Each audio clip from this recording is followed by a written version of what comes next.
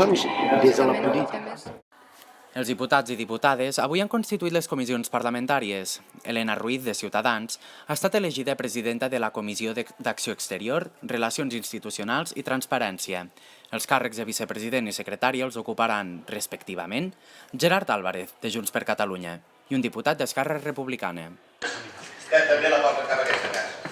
La Comissió de Treball, Afers Socials i Famílies estarà presidida per Laura Rey, d'Esquerra Republicana, acompanyada de Martí Abril, de Ciutadans, a la vicepresidència, i del secretari Adrià Relats, del grup de Catalunya en Comú Podem. Marc Joan Pere, de Junts per Catalunya, presidirà la Comissió d'Empresa i Coneixement, juntament amb el vicepresident Alejandro Sánchez, del grup Partit Socialista Català Units Avancem, i el secretari José Manuel Domingo, de Ciutadans.